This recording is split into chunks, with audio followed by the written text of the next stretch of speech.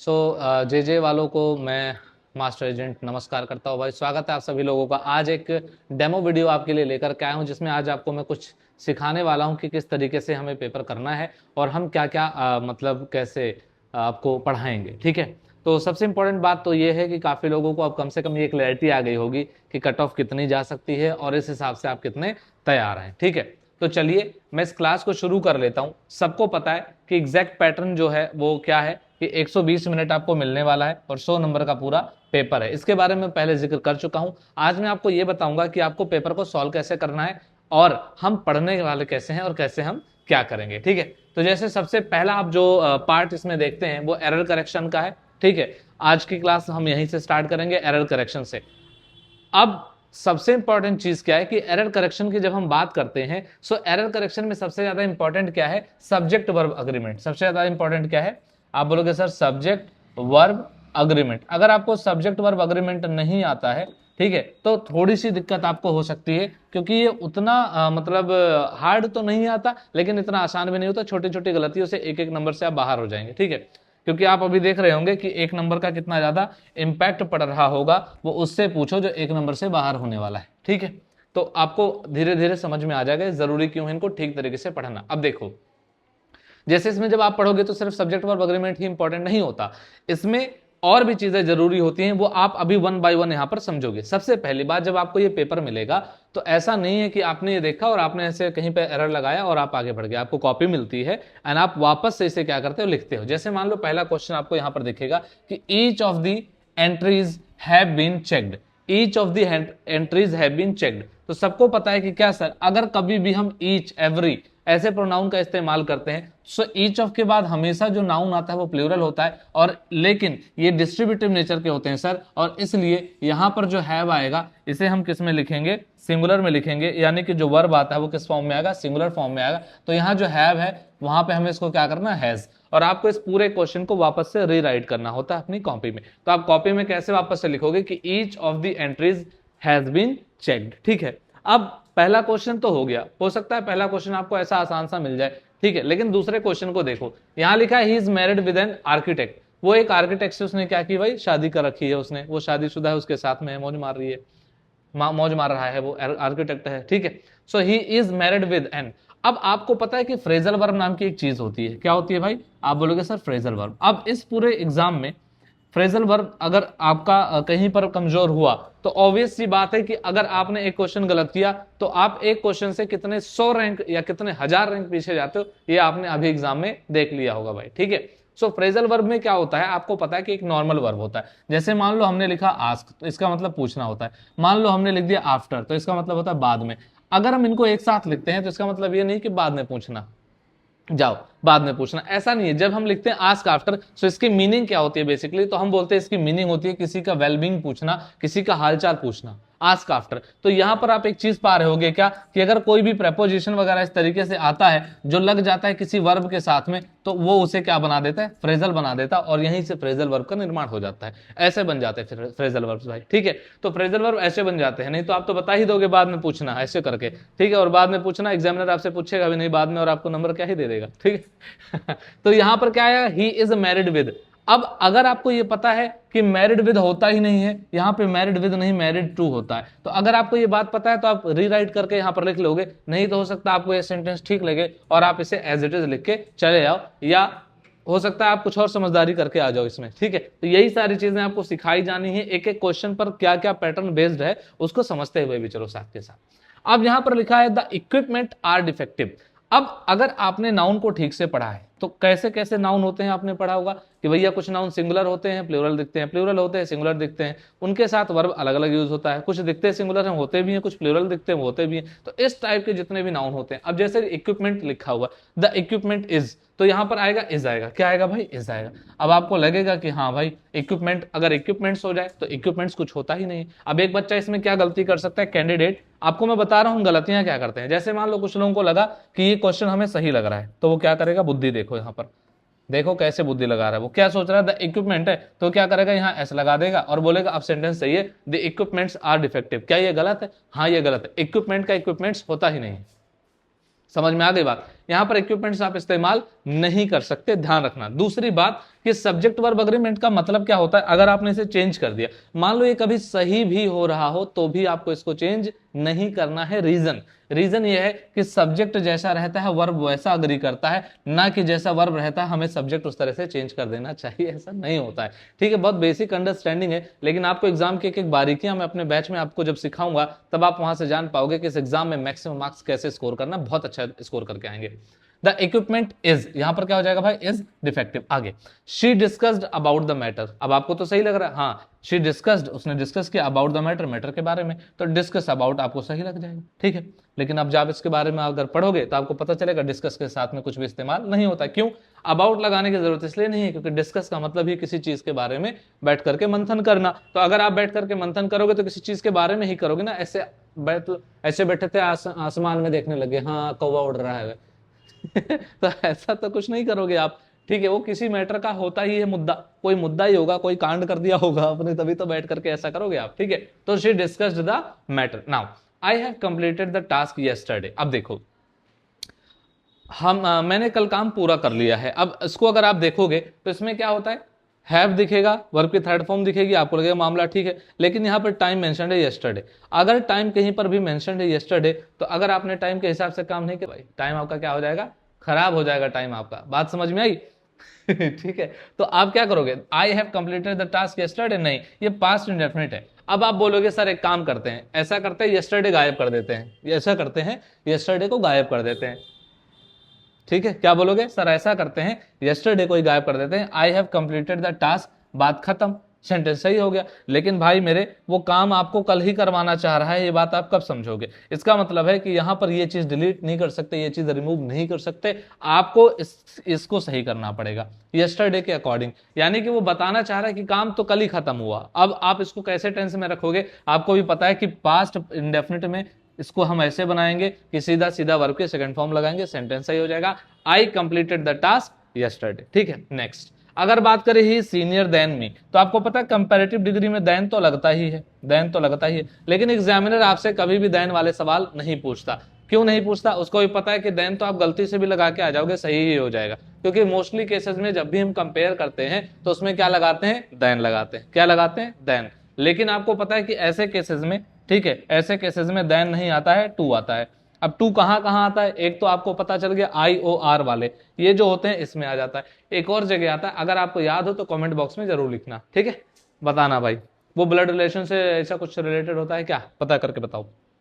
चलो अब आगे बात करते हैं, अगला है वॉइस में चेंज करना। क्या चेंज करना? ठीक है, तो यहां से आपको क्या करना है, वॉइस चेंज करना है। सर वॉइस चेंज करने में क्या है? अब ध्यान देना, सबसे पहली बात, अगर आपको एक्टिव पैसिव के रूल्स अच्छे से पता है, एक्टिव और पैसिव के रूल्स अगर आपको अच्छे से पता है तो आप आराम से चेंज कर पाओगे। बट आप ध्यान रखना, ये वो सवाल नहीं है जहां पर आप ऐसे ऑप्शन देखते थे और ऐसे टिक कर देते थे, रीराइट करना पड़ेगा, बहुत ध्यान से करना पड़ेगा, एक छोटी सी गलती आपका नंबर गया। अब ध्यान देना, जैसे क्वेश्चन है the assistant updated the database, जैसे आपको वर्ब की सेकंड फॉर्म मिलती है आपके दिमाग में आता है कि हाँ जी सर ये तो पास्ट इंडेफिनिट है। अब आपको ये पता होना चाहिए कि सर पास्ट इंडेफिनिट में होता क्या है, या तो वॉज आता है या तो वर आता है, और इनके साथ वर्ब की थर्ड फॉर्म आती है पैसिव वॉइस बनाने के लिए। ठीक है, अब ध्यान क्या रखना है, जो हमारा सब्जेक्ट है वो जो हमारा सब्जेक्ट है वो ऑब्जेक्ट बन जाता है, और जो हमारा ऑब्जेक्ट है वो क्या बन जाता है, सब्जेक्ट बन जाता है। अब डेटाबेस से अगर स्टार्ट करोगे, अगर आप डेटाबेस को क्या बनाओगे, सब्जेक्ट बनाओगे, तो सेंटेंस क्या बनेगा, द डेटाबेस वॉज क्या, was updated by the assistant, ऐसा बनेगा। बोलो भाई सही बात है? हाँ ठीक है, तो ऐसे इसको करेक्ट करके रीराइट लिखोगे। अब the notice has been served, अब जैसे ही आपको हैज बीन दिखेगा तो आपको पता चल जाएगा ये पैसिव वॉइस में है। किस में है भाई? ये पैसिव वॉइस में है। क्यों पैसिव वॉइस में है? क्योंकि हैज के साथ बीन लगा हुआ है। ठीक है, हैज के साथ बीन लगा के वर्ब की थर्ड फॉर्म लगाइए, ये पैसिव वॉइस। इसका एक्टिव कैसे बनाओगे आपको भी पता है, बीन हटाएंगे एक्टिव बन जाएगा। दूसरी बात, जो हमारा ऑब्जेक्ट है उसे सब्जेक्ट बनाएंगे, जो सब्जेक्ट है उसे ऑब्जेक्ट बनाएंगे, तो बाई देम का सब्जेक्ट क्या बनेगा, दे। कहां से शुरू करेंगे, दे, और दे के साथ हैज तो नहीं आएगा, दे के साथ हैव है, तो सेंटेंस क्या बनेगा, दे हैव से बनेगा, they have served the notice. बात समझ में आई क्या? तो ये हमारा क्या बन जाएगा, सेंटेंस बन जाएगा। ठीक है, तो इस तरीके से आपको सेंटेंस को करेक्ट करना रहेगा कॉपी में भाई। ठीक, नाउ अब अगर हम बात करते हैं सर कि क्लोज द कैबिनेट, अब एक आपको इंपेरेटिव सेंटेंस जरूर देखने को मिलेगा। तो सबको पता है इंपेरेटिव सेंटेंस का पैसिव हम किससे बनाते हैं, लेट से बनाते हैं। Let the cabinet be closed, ठीक है। ये अगला वॉज द एप्लीकेशन। लेकिन एक बात आपको मैं बताऊं कि हो सकता है कि आपका जो पेपर है ना, मतलब जब इसका हो तो इसमें कुछ लेवल थोड़ा मोटा बढ़ के भी आए। कंपटीशन बढ़ रहा है धीरे धीरे। वैसे तो जिस हिसाब का पेपर आया था, मतलब बहुत ज्यादा आसान तो नहीं कह सकते कि एकदम ही आसान आ गया था, नहीं तो और भी लोग होते जो 90 से ऊपर क्रॉस कर रहे होते, पता चलता कट ऑफ 100 चली जाती। ठीक है, ठीक था। Was the application verified by the officer? So was the application verified? अब आपको दिख रहा है कि was के साथ वर्ब की थर्ड फॉर्म लगाई पैसिव वॉइस, इसका एक्टिव बनाना है तो क्या बनाओगे, the officer verified the application, sorry. अब हाँ, ये क्वेश्चन बहुत अच्छा है, ध्यान देना भाई। इस क्वेश्चन में क्या है, ध्यान देना, इस क्वेश्चन को बहुत अच्छे से ध्यान देना भाई। ये जो सवाल आपका क्या क्वेश्चन है, कह रहा है कि was the application verified by the officer। अब देखो ये क्वेश्चन मार्क लगा है, इससे हमें ये पता चल रहा है कि इसका जब हम टेंस बनाएंगे तो वो क्वेश्चन होना चाहिए, और क्वेश्चन के लिए हमें डिड लगाना होता है, डिड लगाना होता है और वर्ब की फर्स्ट फॉर्म आती है, ये ध्यान में रखना है। ठीक है, तो आपको क्या लगेगा क्वेश्चन में कैसे बनेगा, डिड द ऑफिसर। सब्जेक्ट कैसे बनाओगे, डिड द ऑफिसर। कहां से शुरू करोगे सर, यहां से स्टार्ट करेंगे कि डिड द ऑफिसर वेरीफाई। अब देखना भाई, वेरीफाई हो जाएगा, वेरीफाइड से क्या हो जाएगा, वेरीफाई। यहां पे गलत होने के चांसेस थोड़े से ज्यादा रहते हैं अगर आप केयरफुली नहीं करेंगे तो। ठीक है, और इनकी इतनी प्रैक्टिस करनी है ताकि छोटी छोटी गलतियां हमसे बिल्कुल भी ना हो। ठीक है, तो इसकी प्रैक्टिस तो आप मतलब जितना भी हम आपको दे देंगे प्रैक्टिस सेट, उतना कर लोगे, आपकी कॉपी चेक हो जाएगी, उतना मतलब उतने में सफिशिएंट हो जाएगा। मेन आपका रहेगा एस्से और लेटर वगैरह कैसे लिखते हो, उसमें क्या फॉर्मेट वगैरह रहता है, छोटी मोटी गलतियां तो नहीं कर रहे उसमें। नंबर, हमें नंबर कम नहीं चाहिए, परफेक्शन की तरफ जाएंगे ताकि हम क्या करें, ज्यादा से ज्यादा मार्क्स स्कोर करें। अच्छा, अब जैसे ये क्वेश्चन है इंटेरोगेटिव। अब जैसे यहां पर क्वेश्चन क्या है, ध्यान से देखना भाई, इंटेरोगेटिव है, नोबडी एक्सेप्ट्स ब्राइबरी। अब सबसे पहली बात है कि कोई भी जो ब्राइबरी यानी जो घूस है, इसको कोई एक्सेप्ट, घूस लेने का जो प्रोसेस है, घूस लेने का सिस्टम, उसको कोई एक्सेप्ट नहीं करता। हाँ जी, हमने तो नहीं ली घूस, हम तो नहीं लेते घूस, हमने कब ले ली घूस, अरे घूस लेगा ऐसा मानेगा थोड़ी, कोई नहीं मानेगा, घूस ले लेगा। आप ऑफिसर बन के मत ले लेना घूस, ठीक है भाई, नहीं घूसा घूसा पड़ेगा सरकार की तरफ से। सरकार सिर्फ खुद ही लूट सकती है, वो मतलब सरकार बाकी लोगों को लूटने नहीं दे सकती, ऐसा उनका मानना है। ठीक है भाई, अच्छा। सो नोबडी एक्सेप्ट्स ब्राइबरी, तो अब इसका क्या बनाना है, इंटेरोगेटिव। तो नोबडी एक्सेप्ट्स। अब ध्यान देना, चूंकि नोबडी एक्सेप्ट्स यहां पे वर्ब की फिफ्थ फॉर्म इस्तेमाल हुई है। ठीक है, तो अब यहां कह रहा है कोई भी ब्राइबरी एक्सेप्ट नहीं करता, तो यहां पर ये हो जाएगा हु एक्सेप्ट्स। कौन करता है भाई, हु एक्सेप्ट्स ब्राइबरी। ये आपका क्या बन जाएगा, क्वेश्चन बन जाएगा। हु एक्सेप्ट्स ब्राइबरी, कौन कौन एक्सेप्ट करता है, ठीक है, कोई नहीं करता। नोबडी, कोई कौन करता है, कोई नहीं करता। तो यही है, कौन करता है, कोई नहीं करता। नोबडी, कौन करता है, कोई नहीं करता। ये क्वेश्चन ऐसे बनेगा, he prepared the statement, he prepared the statement. Question क्या बनाओगे, बहुत आसान है। प्रिपेयर्ड मतलब वर्ब की सेकंड फॉर्म है, कैसे स्टार्ट करोगे, डिड से। डिड ही प्रिपेयर, क्या बनेगा, डिड ही प्रिपेयर, आगे क्या है, स्टेटमेंट, खत्म बात, क्वेश्चन बना दिया। अब ध्यान रखना, जब बनाओगे तो यहां पर क्या रखोगे, क्वेश्चन मार्क, इसका ध्यान रखना। अगला, लॉ सेफ गार्ड्स राइट। यहां ध्यान देना, वर्ब की फिफ्थ फॉर्म आ गई। टेंस पहचानना सीखो भाई, लॉ सेफ गार्ड्स राइट्स। अब हु सेव्स मत लिख देना, हु सेफ गार्ड्स, तो यहां पर क्या बनाओगे, डज लॉ सेफ गार्ड किसको, राइट्स। ठीक है, जब डू डज लगा दोगे तो यहां से सॉरी गायब हो जाएगा, आपको ये भी पता होना चाहिए। तो ये सारी चीजें आपको वहां पर ऐसे ही सिखाऊंगा ना, ब्रेक कर करके एक एक चीज को, कि यहां पर ये सही है, ये गलत है, ऐसा करना चाहिए, वैसा करना चाहिए। ठीक है, we can never ignore such issues. ठीक है, वी कैन नेवर। अब क्वेश्चन जब बना रहे हैं हम ना, कभी भी इग्नोर नहीं कर सकते, ऐसे इश्यूज को कभी इग्नोर नहीं कर सकते। ठीक है, सो अब इसका क्वेश्चन क्या बनाओगे, कैन वी एवर इग्नोर, क्या हम कर सकते कभी, can we ever ignore such issues. अब कुछ बच्चे इसको कैसे बना देंगे, can we never, can we never. अब ये बोलेंगे क्वेश्चन तो ये भी देखो भाई, गलतियां कहां पर करोगे, can we never ignore such issues. अब यहां पे क्वेश्चन में लगा, आप लोग गलत क्या है इसमें, बना तो दिया भैया, इंटरोगेटिव बनानी। ये कैसा है, negative sentence. We can never ये नेगेटिव सेंटेंस है, आपको किस में बनाना है, आपको इंटेरोगेटिव में बनाना है। इंटेरोगेटिव में बनाना है तो नॉट गायब करना पड़ेगा, इसे इंटरोगेटिव में बनाना है तो इसे हटाना पड़ेगा, इसे इंटरोगेटिव में बनाना है तो V2 हटाना पड़ेगा, इसे बनाना है तो नोबडी को चेंज करना पड़ेगा। ठीक है भाई, बात समझ में आई क्या? चलो ये देखो अगला, नेक्स्ट हमारा है एक्सक्लामेटरी। अब एक्सक्लामेटरी का जो साइन होता है वो यही होता है, एक डंडा खींच के नीचे ऐसा बन्ना देना, बंदी मार दो, ठीक है भाई, तो उसको क्या कहते हैं? एक्सक्लामेटरी बोलते हैं। अब इसमें क्या है? It was a commendable decision. तो व्हाट अ, कोई भी आपको बनाना है तो आपको व्हाट अ से बनाना है। What a commendable decision it was, what a commendable decision, what a commendable decision it was, और यहां पर लगा के ऐसा गांधी जी का डंडा और नीचे एक उनकी एक बूंदी रख दो भाई, ठीक है, बूंदी, बूंदी तो समझते होंगे आप। नेक्स्ट, इसको भी आप ऐसे बना लोगे कि what a tense scenario it was, ठीक है, बात समझ में आई? ठीक है भाई, तो इस तरीके से आप इसको बनाओगे, ये तो आसान होता है, आप जल्दी कर लोगे इसको। नेक्स्ट की अगर बात करें, imperative, will you please update the records, ठीक है, विल यू प्लीज। अब ये लिखा हुआ है इंटरोगेटिव, ये लिखा हुआ है इंटरोगेटिव, आपसे इंपेरेटिव बोल रहा है, तो इंपेरेटिव में आपको पता है कि ये तो पहले तो क्वेश्चन वाला गायब करना पड़ेगा, ठीक है, कैसे गायब करोगे? तो अब देखो, ये जो विल यू है इसी को हटा दो, प्लीज अपडेट द रिकॉर्ड्स, खत्म बात।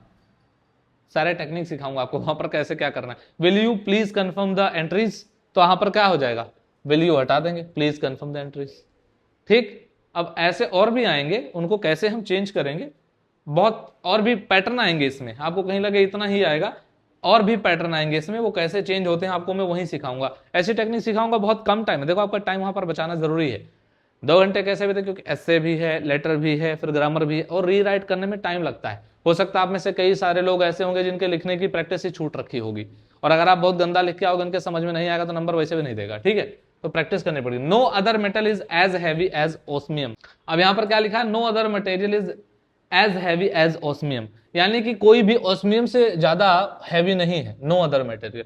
अब इसका कंपैरेटिव डिग्री बनानी है, ठीक है, तो आप कुछ लोग ऐसे बना देंगे कि ओस्मियम इज मोर हैवियर, मान लो किसी ने ऐसे लिख दिया, हैवियर देन अदर मेटल, मान लो ऐसा लिख दिया किसी ने, तो ये गलत हो जाएगा। Osmium is more heavier. अब पहली बात तो मोर और हैवियर दोनों एक साथ में नहीं आएंगे, ठीक है, क्यों नहीं आएंगे भाई, क्यों नहीं आएंगे? क्योंकि आपको पता है हैवी का हैवियर जब आपके पास कंपैरेटिव डिग्री है तो मोर वहां नहीं आता, मोर वहां पर आता है जहां मतलब उसका कंपैरेटिव डिग्री पॉसिबल ना हो, जैसे ब्यूटीफुल है तो उसका क्या हो जाता है, ब्यूटीफुल का क्या हो जाता है, मोर ब्यूटीफुल हो जाएगा, ठीक है, बात समझ में आई क्या? कि osmium is heavier than any other metal. अब एनी अदर क्यों लगाना पड़ता है, ये आपने पढ़ा होगा तो ठीक है, नहीं पढ़ा हो तो आपको पढ़ना पड़ेगा कि सर एनी अदर क्यों लगाना पड़ा, अदर क्यों लगाना पड़ा, वहां भी अदर है, यहां पर भी, और एनी अदर क्यों लगाना पड़ा, सिर्फ अदर लिख देते देन अदर, तो देन अदर में वो खुद भी आ जाता है, एनी अदर मतलब उसको छोड़ करके, ओस्मियम को छोड़ करके, तो ये सारी बारीकियां हैं जो आपको सीखनी पड़ेंगी। Very few jurists were as influential as Dicey, ठीक है, तो आप क्या बोलोगे? अब इसका आंसर आप बताओ कमेंट बॉक्स में, इसका आंसर बताना, तो आपको लग रहा होगा इसका सही आंसर क्या है, ये बताना, मैं कमेंट बॉक्स में पिन करूंगा इसका आंसर, ठीक है, देखते हैं कितने लोगों का आंसर सही होता है। Very few jurists were influential as influential as Dicey, ठीक है, बहुत कम ऐसे ज्यूरिस्ट थे जो इतने इन्फ्लुएंशियल थे जितने की डाइसी थे। अब बताओ भाई, नेगेटिव सेंटेंस बनाना, everyone values accuracy, everyone values accuracy. अब देखो, अब इसका आंसर हो सकता है, आप ये सोचो कि नो वन वैल्यूज, क्या लगा दोगे? नो वन वैल्यूज, तो इसकी मीनिंग बदल जाएगी। एवरीवन वैल्यूज एक्यूरेसी, आप कह रहे हैं नो बडी वैल्यूज एक्यूरेसी, कोई करता ही नहीं, तो आप क्या कर दोगे? मीनिंग चेंज कर दोगे, तो इसका आंसर क्या बनेगा कि no one fails to value accuracy, ठीक है भाई, बात समझ में आई? No one fails to value accuracy मतलब कोई भी फेल नहीं हो सकता, यानी हर कोई वैल्यू करता है, तो कोई भी ऐसा नहीं हो सकता तो वैल्यू ना करे। अब एक बच्चा कह रहा है कि इसको मास्टर इसका बैच बेच के पढ़ाएगा भाई तुम्हें पता भी है ऐसा होता है, बताना, तुम्हें पता भी है no one fails to value accuracy ऐसा कुछ होता है, तुम सीधा क्या करोगे? एवरीवन वैल्यूज एक्यूरेसी, तुम कहोगे लो नेगेटिव, खत्म बात, और तुम भी खत्म साथ के साथ टाटा बाय बाय, ऑर्डर घर पर करो बैठ कर, ठीक है। Wherever there is order there is peace, जहां पर भी ऑर्डर है वहां पर क्या है? पीस है, जहां पर ऑर्डर रहेगा वहां पीस रहेगा। अब इसको पूरा नेगेटिव बनाना है, तो क्या हो जाएगा, where there is no order there is no peace, meaning change नहीं होनी चाहिए, where there is no order there is no peace. ठीक है, अब पता चले आपने क्या किया, एक में लगा दिया नेगेटिव, क्या, where there is no order there is peace, जहां ऑर्डर नहीं है वहां शांति है, आपने मीनिंग की कर दी। ठीक है, पेरेंट्स कर दिया आपने।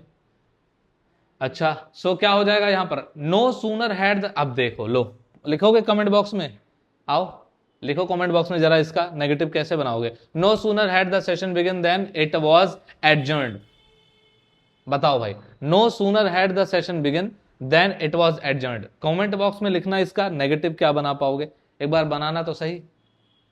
यहां पर क्या बनेगा, she always maintains proper records, तो इसकी मीनिंग क्या बनाओगे, शी नेवर,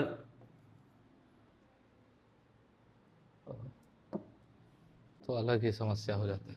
ठीक है भाई, तो इसका क्या बनाओगे, she always maintains proper records, तो अब इसकी मीनिंग क्या, एक बच्चा कह रहा है नेगेटिव बनाना है, she does not maintain proper records, ले भाई गलत है, स्वाहा, प्रणाम हो आपको। ठीक है, गलत है ये, सेंटेंस का नेगेटिव बनाने का मतलब ये नहीं आप उसकी मीनिंग बदल दो, मीनिंग चेंज नहीं करनी है सर, मीनिंग नहीं बदलनी है, तो she never neglects maintaining proper record भाई। ठीक है, तो इसका मतलब है कि आपको सीखने की जरूरत है, हवाबाजी में रहोगे बाहर हो जाओगे रेस से। ठीक है, 2 मिनट में ऐसे बाहर हो जाओगे, पता भी नहीं चलेगा कि भिंडी क्या करके आए भाई। ठीक है, ध्यान से सीखो। विकैबुलरी, अब मेटिकुलस, विकैबुलरी में आ गया, लिख रहा है एक्सप्लेन मीनिंग्स, मेटिकुलस, अब मेटिकुलस की मीनिंग क्या है भाई, बहुत ज्यादा मतलब क्या होना, केयरफुल होना, तो एक बच्चे ने यहां पर बस ऐसे लिख दिया, meticulous very careful, very careful, और नंबर लेकर के आ गया आधा से भी कम। ठीक है, क्यों भाई, उसने लिखा एक्सप्लेन, क्या लिखा है एक्सप्लेन, आपने क्या लिखा sir meaning.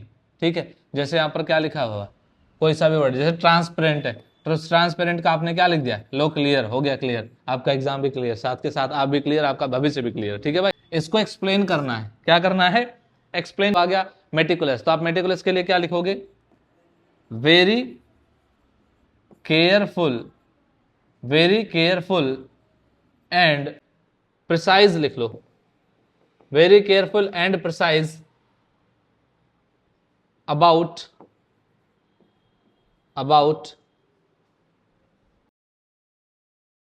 Close details, close details, मतलब आपको इसे एक्सप्लेन करना ताकि वो ये समझ पाए कि इसकी मीनिंग क्या है। बात समझ में आई, उसके ये समझ में आने चाहिए कि इसकी मीनिंग क्या है। कुछ समझ में आवा, तो यहां पर इसकी मीनिंग क्या होगी ये आपको क्या करना है, समझना है। ठीक है भाई, तो इसलिए जरूरी है कि आप इसको ठीक तरीके से क्या करें, समझें।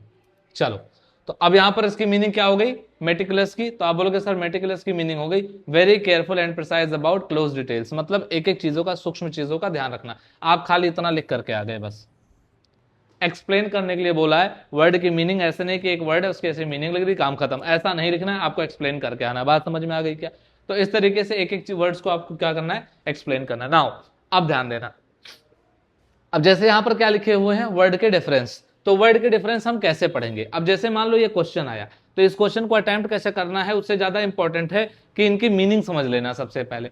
देखो, अगर आपको, अब आप लोग क्या करेंगे पता है, अब वो क्या करेंगे, ऐसे लिस्ट ढूंढ लेंगे, इनको याद कर लेंगे।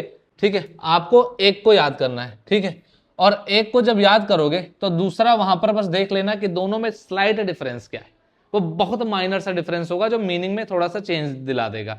तो आप याद रख पाओगे कि सर एल्यूजन हो या इल्यूजन हो, इन दोनों में जो माइनर सा डिफरेंस है वो क्या है।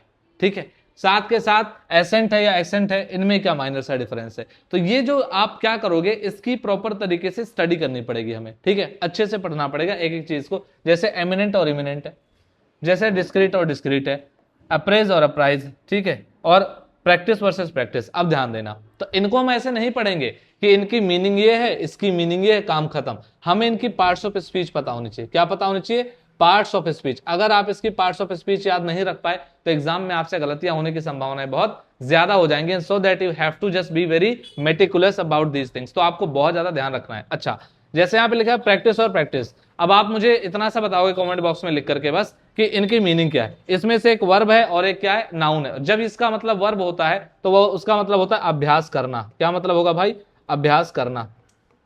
यही सारी चीजें मैं आपको सिखाने वाला हूं ताकि आप अच्छे से उन्हें याद रख पाओ। अभ्यास करना, और एक का सिर्फ मतलब अभ्यास होता है, उसे हम क्या बोलते हैं, इनमें से कौन सा वाला है। ठीक है, तो आप बोलोगे सर इसमें से ये वाला जो है वो क्या है, ये नाउन है, और ये वाला जो है वो क्या है, ये वर्ब है।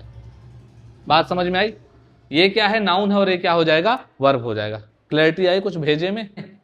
ये लो, अब एक क्लोज टेस्ट आने वाला है। अब इस क्लोज टेस्ट को मैं आपको, देखो इसको सॉल्व नहीं करवा रहा हूं, मैं आपको समझा भी रहा हूं कि मैं आपको पढ़ाने कैसे वाला हूं, ध्यान देना। अब जैसे मान लो क्लोज टेस्ट आ गया, तो इसमें आपको कितने जैसे अब ये थोड़ा सा आपको कम सा लग रहा होगा, आता ही ऐसा है, हालांकि ये थोड़ा सा कम ही है एग्जैक्टली, इसको थोड़ा सा और बेहतर बना करके और वहां प्रॉपर तरीके से हम उसको क्या करते हैं, शो करते हैं। समझ में आ गई बात? तो इसमें क्या रहेगा कि इसमें आपको ना 5 आपको फिलर्स देखने को मिलेंगे, लेकिन भरने आपको ऑप्शंस कितने मिलेंगे, 5 आपको फिलर्स मिलेंगे, लेकिन ऑप्शन इसमें आपको 10 मिलेंगे। क्यों 10 मिलेंगे?